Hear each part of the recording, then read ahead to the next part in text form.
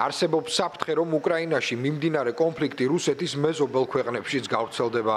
ამის გამო ესტონეთისა და რუსეთის საზღვარზე ხელისუფლება ახალ სასაზღვრო ღობესა და ტანკსაწინააღმდეგო თხრილებსა და ბუნკერებს აშენებს. ისინი ნატოსა და რუსეთს შორის პოტენციური კონფლიქტისთვის ემზადებიან.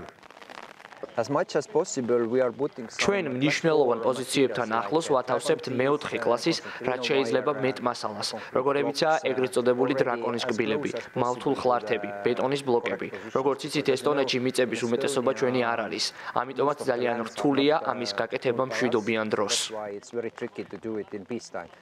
თუმცა ეს თავდაცვითი ზომები ვერ შეაჩერებს ალიანსის წინაშე მდგარ უშუალო საფრთხეს, დრონებისა და ელექტრონულ ომს. პოლონეთში დაახლოებით 20 რუსული დრონის შეჭრის შემდეგ უფრო მეტად მიაქციეს ყურადღება ნატოს ალიანსის საჰაერო თავდაცვის სისტემაში არსებულ ხარვეზებს. დრონები კოღოები არ არიან, ამიტომ შეუძლებელია გქონდეთ რაიმე ელექტრონული კედელი, რომლითაც შეგიძლიათ შეაჩეროთ. დრონები ძალიან დახვეწილია. ჩვენ გვაქვს სხვადასხვა ტიპის დრონები. არსებობს სადაზვერვო, სათვალთვალო და მრავალროტორიანი დრონები. არსებობს შაჰიდისა და რიპერის ტიპის დრონები, რომლებიც ძალიან მაღალ სიმაღლეზე მოქმედებენ. უნდა გავიაზროთ, რომ ამ დრონების წინააღმდეგ ბრძოლას ძალიან კომპლექსური მიდგომა სჭირდება. მრავალი მილიონი დოლარის ღირებულების თვითმფრინავები პოლონეთის სოფლებში ჩამოცვენილი $1000-იანი დრონების საპასუხოდ აფრინდნენ. ზარდი პრობლემის ფონზე პარასკევს ევროკავშირის აღმოსავლეთის საზღვრის თავდაცვის მინისტრები მოლაპარაკებების გასამართად შეიკრიბებიან. მათი მიზანი ბლოკის აღმოსავლეთი ფლანგის გასწვრივ ეგრეთ წოდებული დრონების კედლის შექმნა.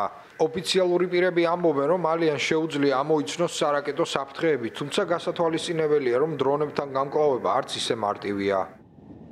როდესაც ვსაუბრობთ დაბალი სიმაღლის აღმოჩენის შესაძლებლობებზე, ვგულისხმობთ, რომ ამ მხრივ ნატოს ყველა ქვეყანას აქვს ხარვეზი. პოლონეთის ინციდენტით ვნახეთ, რომ დრონების უმეტესობა ვერ აღმოაჩინეს. ეს არის რეალური ხარვეზი, რომელიც ჩვენ უნდა მოვაგვაროთ. სწორედ ამიტომ უკვე მოვაწერეთ ხელი რამდენიმე კონტრაქტს. ამ მიზეზით ვგეგმავთ დამატებით ზომებსაც, რადგან ეს უნდა იყოს მრავალშრიანი და ინტეგრირებული სისტემა აკუსტიკური სენსორებით, დაბალი და მაღალი სიმაღლის რადარებით. ეს არის კომპლექსური ზომები. ესტონეთის, ლატვიისა და ლიეტუვის, ნატოს ბალტიისპირეთის ფრონტის ხაზის, სამხედრო და თავდაცვის წარმომადგენლება Associated Press განუცხადეს, რომ დრონებისგან დაცვა მოითხოვს ტექნოლოგიური, ფინანსური და ბიუროკრატიული პრობლემების მოგვარებას.